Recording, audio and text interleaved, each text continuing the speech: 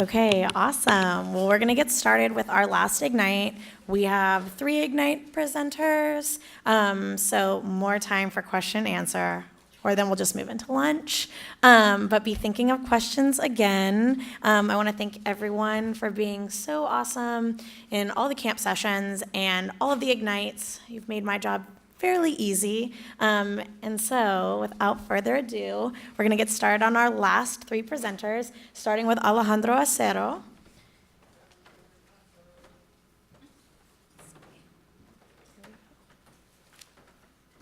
All right. Young Leader Strong City is a project where IUPR is the fiscal agent, but we do it in collaboration with other nonprofits in the area, CARE, the Council of American Islamic Relations of North Texas, LIFT, the Literacy Foundation of Texas, and other interested parties. So we are Dallas's only social justice and equity summit for high school students. We started in 2014, and we recruit students from all over the Dallas metro. They consist of it's a Saturday of workshops starting in the morning and ending up around the afternoon. YLSC started in 2014 when Facing Race was coming to the Dallas area. Facing Race is the biggest conference on racial issues in the country. And it was the first time it was being hosted in a southern city. Our Associate Director, Sarah Mukuria, created a host committee in order to discuss host issues, and they noticed there was no youth programming for Facing Race, so they decided to start YLSC in order to fill that gap. And it was a big success. It went really well. The first year we had 71 students attended, and the year after that we had 29, and the year after that we had 38 students attending. All right, so some of the principles behind YLSC's programming are collective value. We really believe in that every student is a leader. That's why we call the Young Leader Strong City.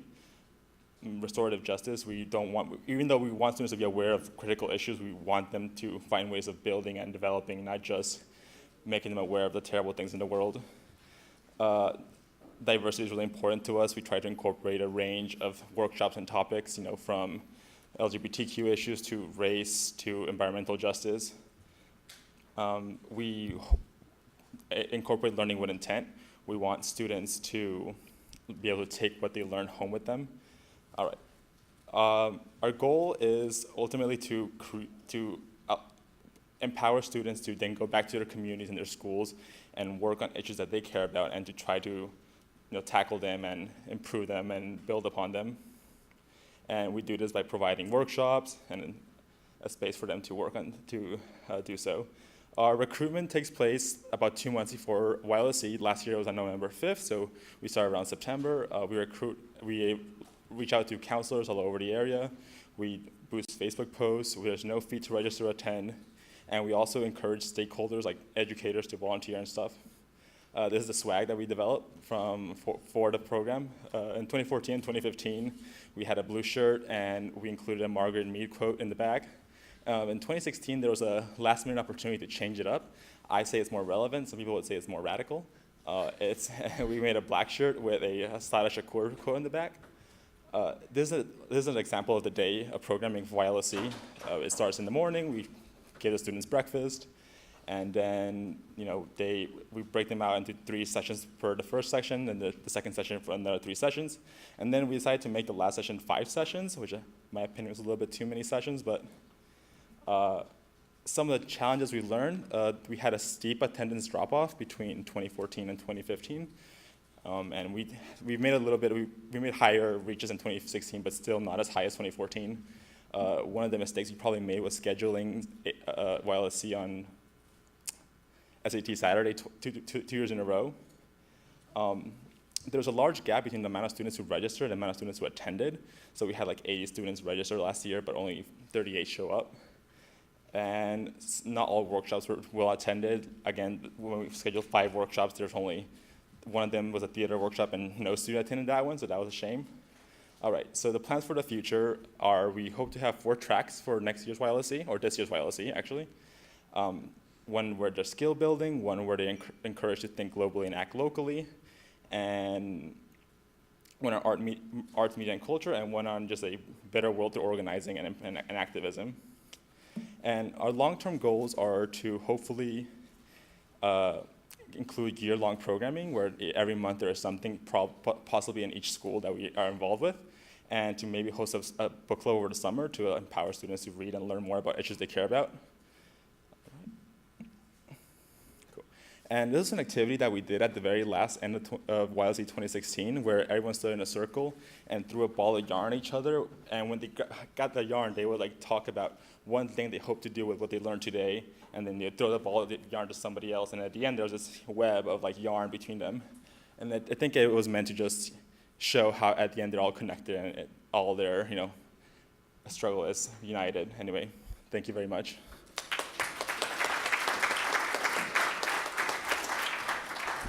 That sounds like really amazing programming. Next we have Eleanor Tutt, who's doing Data 101, Paper and Pens and Felt and Friends and Strangers and Stickers and String and Data and Literacy for All. There we go.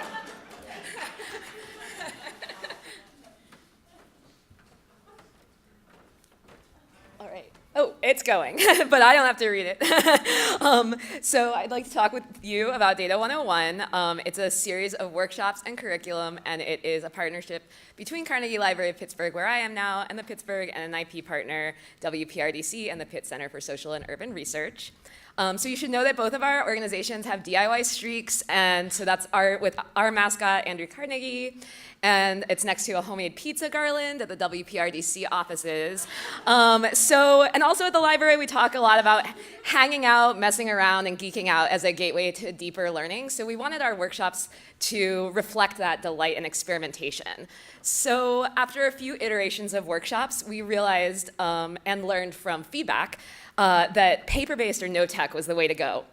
So this image is an activity originally developed by an amazing project called Our Data Bodies, and we used it with permission in a workshop called What is Data that addresses privacy and ethics concepts. People with all different skill levels come to our Data 101s, and paper-based workshops really level the playing field so data scientists can work side by side with just curious newbies and do. And so this is an image from a data viz workshop where people think about pre-attentive attributes like color and size and how those qualities affect what you see first and the speed that you interpret charts. In the same workshop, we, and a lot of this was Liz, created felt boards of cluttered charts and had participants work together to simplify those charts to tell a clearer story. And as facilitators, we give framing slides, but then we just step back and let collaboration and process happen and let people learn from each other. And it's really amazing. Like as facilitators, no matter how many times we facilitate the same activities, people find new ways to work through them, and it makes for great debriefs and a good time. So even though the workshops are no tech, we actually do introduce real open data from the WPRDC and other sources. So this is also an activity from our Data Viz workshop where participants chart some data, and then they pass their chart and the data to the next table, and then that table has to make a totally different kind of chart with the data. And so it gets progressively more difficult, and it leads to really good discussions about what works and what doesn't to tell stories with information. And we also have a mapping class, and as Bob says, it uses the latest in paper-based GIS technologies. So the format emphasizes process and collaboration and concepts, like all our workshops. And we find that people understand concepts much better when they're doing things by hand instead of worrying about pushing buttons, even though the skills are translatable to GIS software. So these are photos of the mapping class, and the types of activities people do is create choropleth maps, they join tables, they geocode addresses, they create buffers, and they create point density maps, and more. So participants work through example scenarios that are the sort of things that like real life data analysts will do. So the challenges include like identifying businesses within a certain radius of a new development, or identifying areas with high densities of a public health challenge so that you do effective outreach. But again, it's all paper. And all of these workshops can be standalone, but they also lead up to a keystone workshop that we've done with different audiences, and we've actually like field tested it with some of you, called Finding Stories in Data. And we've adapted some materials from the MIT Center for Civic Media. So we start with a framing exercise, And this is where people work with a small fake data set about tree locations and health and species. But then we let people loose on real data sets from the WPRDC. And so we print these out essentially as is. We print out like the metadata sheets and the data dictionaries. And sometimes people initially balk at having to dig through like so many rows with no computer. And they're like, why can I use my phones? But once people actually embrace the collaborative spirit of the exercise, they come up with genuinely excellent analysis and findings over the course of about 45 minutes. And as facilitators, our job is just to circulate and ask like probing questions. So is anything missing from the data sets that you were given? Can you find comparison or change stories? Can you find personal connections to data sets? And this is a slide with some of the feedback we've gotten, and people have been amazing and helped us refine these workshops. And people love being able to disengage from computers and but like still find those skills that they learned to be like directly relevant to their work, either as community organizers or as nonprofit leaders. So lastly, please watch for the release of a toolkit, because we're almost ready to share all this curriculum with you as customizable modules. So you'll be able to add your own localized data as well as your own localized like examples to the framing slides, like examples of data used in your community. And then you can facilitate these workshops with your audiences and help us make them better and build more. So thank you.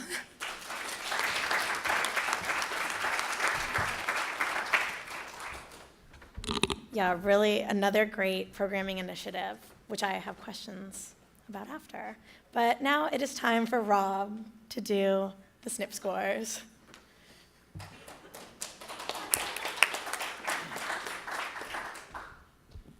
Good morning. If you haven't gotten a boxed lunch yet, make sure you get your lunch.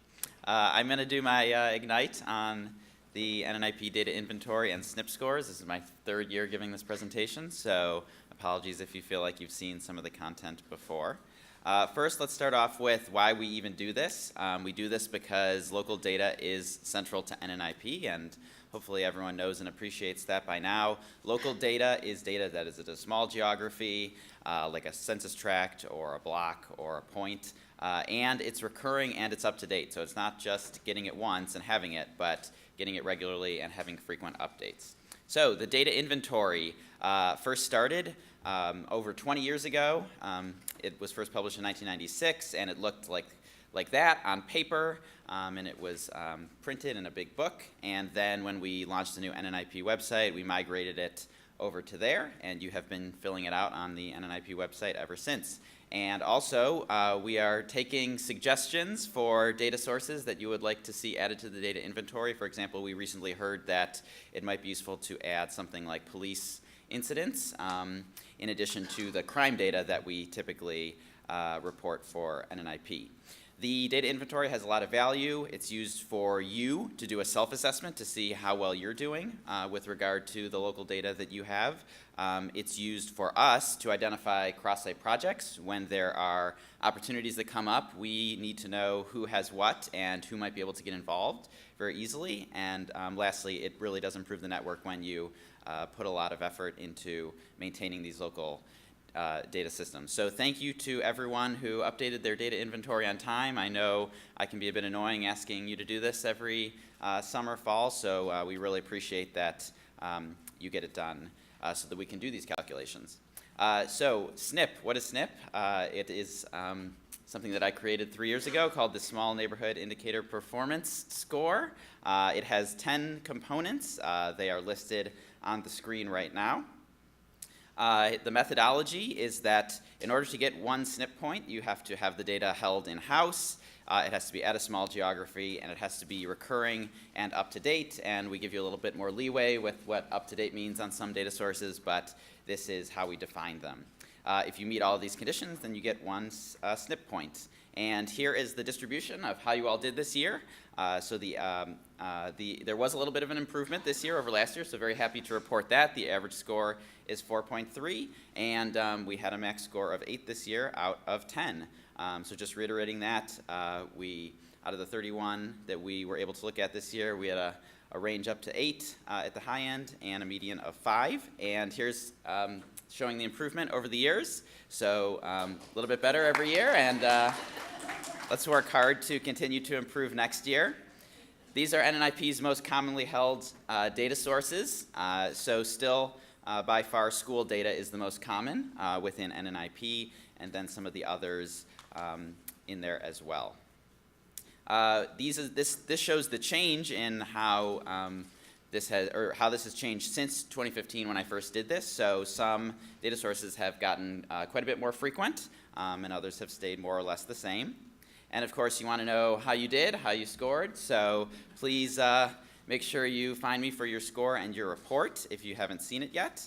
And let's set some goals for next year. So I really want to have 100% participation next year on time so that we can have all up-to-date scores. And for you, I'd like you to work on acquiring one new data set or to bring one data set that you have up to date. So this is pretty low-hanging fruit, but if everybody improved their score by, if everyone improved their score by 1 point, we'd be really, really doing quite well. And of course, you want to know the winners this year. So congratulations to our 3 winners. And of course, everyone's a winner. So I really should have you all up here. Yes, you will get your full report with your score and which components that you have.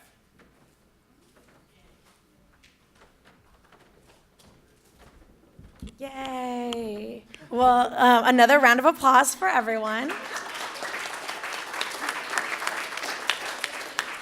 Okay, and I will start off the Q&A with a question for our first 2 presenters. You both talked a little bit about programming and this, the initiatives that you're doing. I'm wondering what your first steps were and how you started brainstorming about what you wanted to do, how you wanted to program, or who you wanted to partner with, and kind of the layout of your activities. So if people are interested, how they could kind of get started or try and think about those different initiatives. I think there were ongoing conversations separately within the library and WPRDC about expanding data literacy. But I think the way we started was we sat down with a few people, including a partner, Dave Newberry, and who did a lot of paper-based workshops on data visualization. And we took a few workshops, and we kind of just our first go-around was a mix of paper and tech. And so we just dove in and did it, and we always asked people what they liked and what they didn't like, and we iterated from there. So for YLSC, Sarah actually has a very long history of organizing in Dallas, so she has a very wide network of people that she could tap into and ask. So what we did was we would sit down and talk about programming for the year. We would try to keep it relevant. So in 2016, we were thinking, well, the Dakota Access Pipeline thing is happening. We should probably include something about environmental justice. And then we would just ask around the network who could possibly do this. Also for 2016, there was that awful shooting in Orlando at the gay club, and we wanted to make sure there was a workshop on issues that occur at the intersection of people of color and LGBT rights. So we tapped into a network and found someone among the organizers that knew somebody. And it's just really a lot of asking people, somebody that knows somebody that knows somebody, and bringing them together. Very cool. Anyone questions?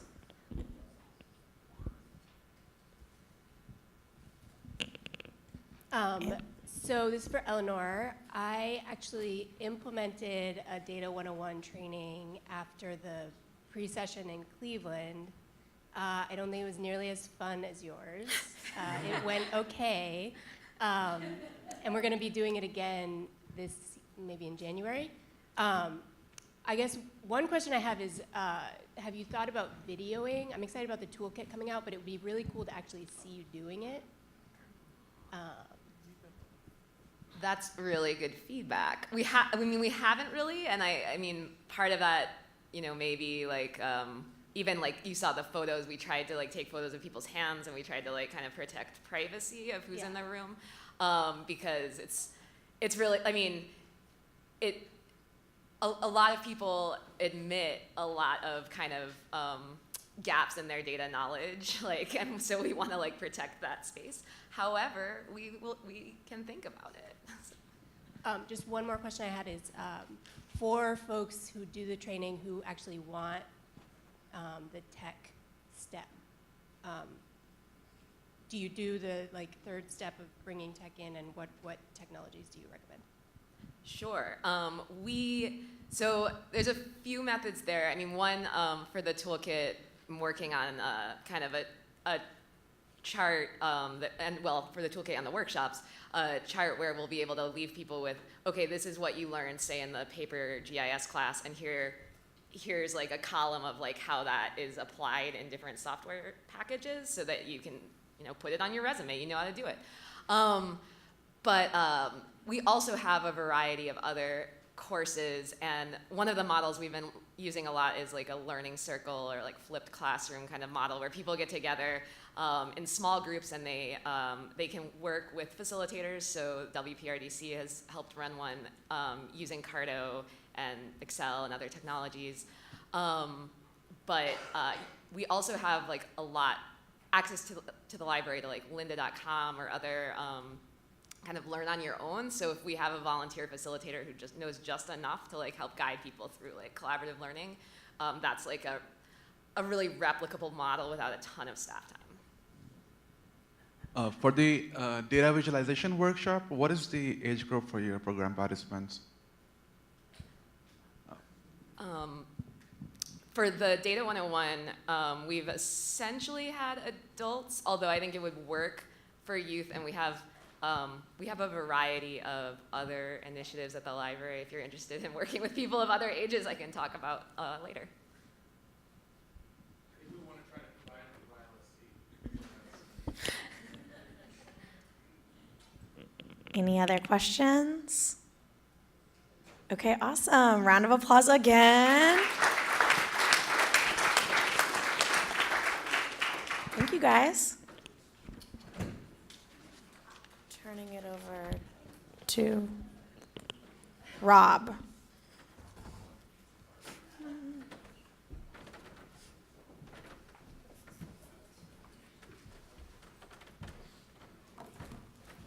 You get me again.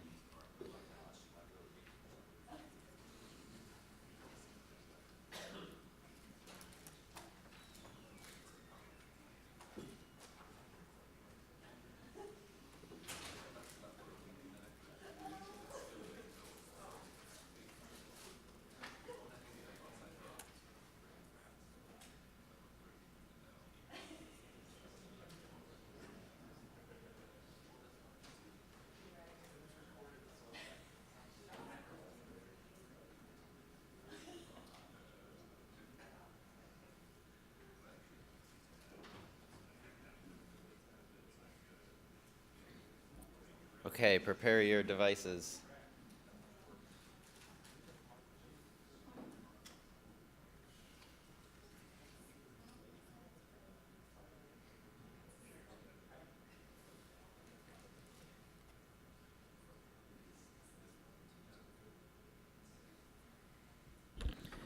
Okay, we're going to do the reflective closing session now. So we'll start with a few interactive polls, and then we'll have Kathy pass around the mics and take any final thoughts about the meeting. So if you haven't already, please use your phone or laptop to log into our Menti poll with the code that's on the screen, 742208, and we'll get started. And we're going to do another quiz to get the juices flowing, so make sure to put in your name so you can get credit for the winning answer. And remember that you have to be both fast and correct in order to win. And you will be rewarded if you paid attention during the meeting. Okay. Oh no, it skipped it.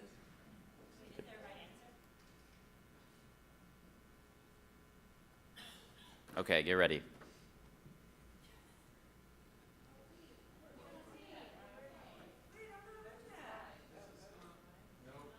You lost it? All right, well. Okay, here's the question. According to Matt, which Indianapolis neighborhood has real fancy meat?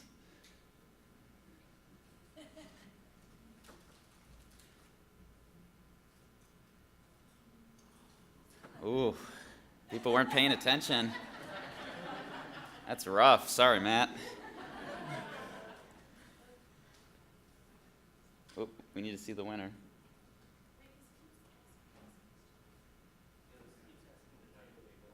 Okay, well, we don't know the winner. So we'll move on to the takeaway. So go ahead and type your biggest takeaway from the meeting, and I'll look up the winner later and tell you who won. But obviously there were a lot of incorrect answers. So.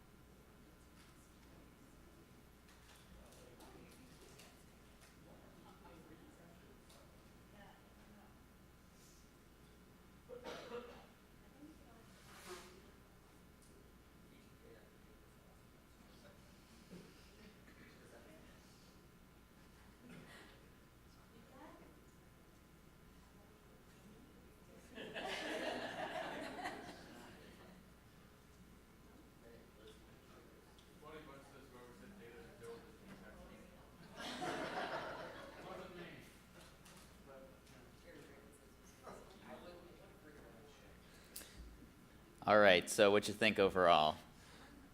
On a scale of just kind of awesome to completely awesome.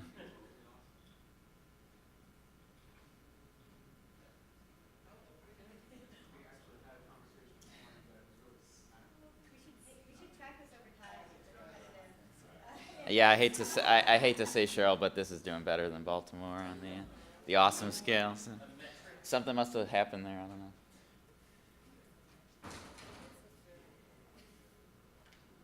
Okay, which city or cities do you plan to follow up with when you get back?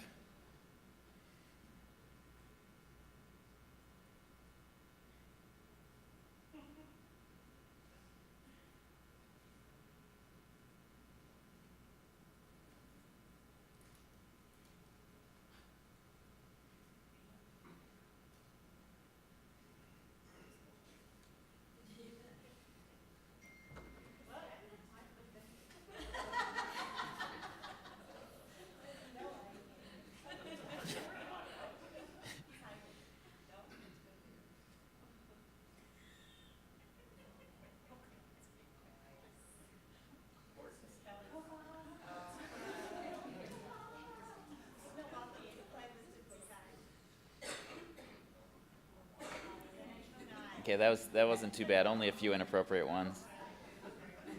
All right. Which of these things will you pledge to do when you get back home?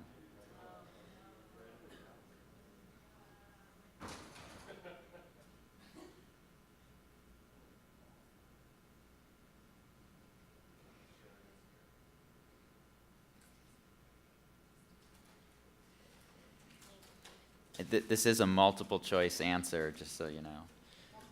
Multiple select.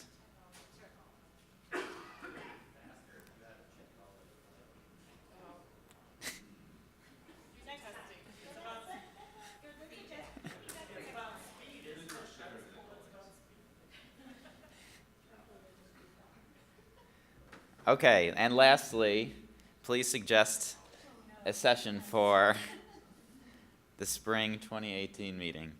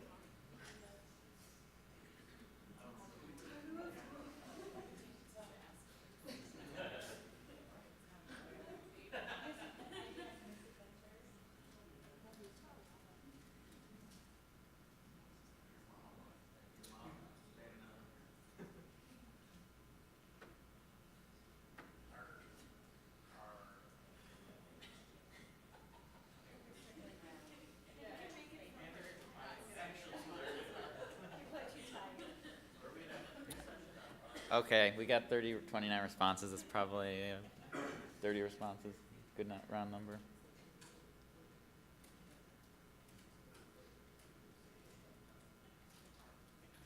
Okay, and that's it. So if you have any other thoughts, if you could raise your hand now so we could share. And I think there's one mic right there. I'm not sure where the other one is.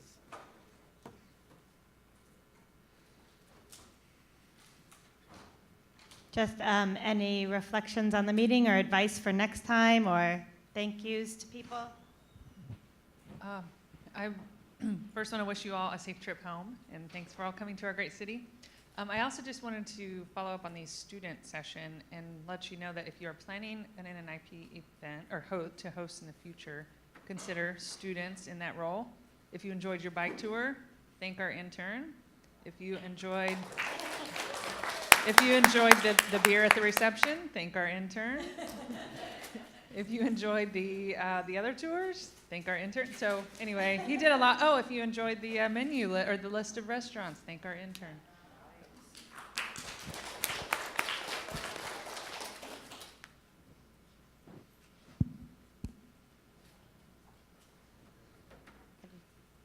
You want to tell Bernita and everyone what to do in Atlanta?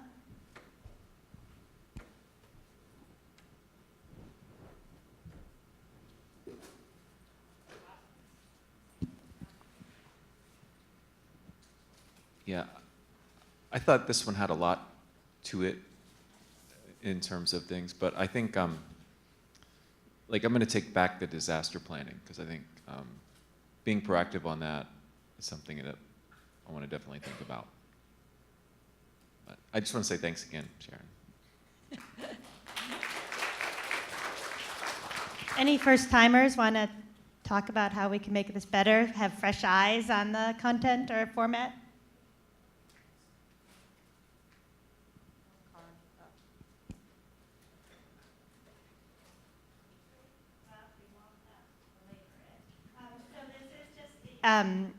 Obviously, we will be sending evaluations on Monday morning.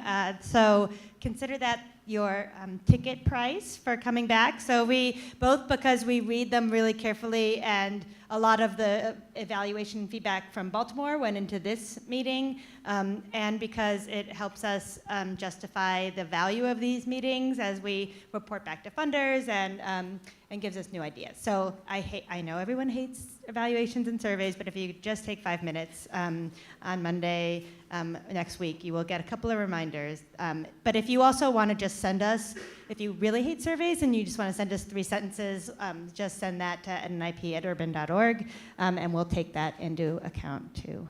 So first I wanted to thank our videographers, Bill and Charlotte Ann, who have been scrambling around and getting here early, staying here late, and actually allow us to capture all of this so that your colleagues, if you want to share a session from the disaster planning with your DHS coordinator or any of the great sessions, that it really makes a big difference to be able to have this as an archive and to have some external staff participate. We did this a little earlier, but can we do a round of applause for Sharon and her staff that have done such a fantastic idea?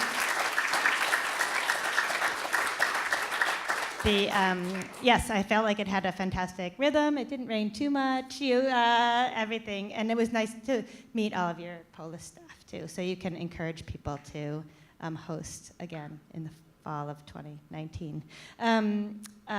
I would also like to thank my staff. So I think everything went way smoother this time, so we need to figure out what went right. But a lot of and everyone's working on content and logistics and menu planning and entertainment and socializing all at the same time. So if we could thank them.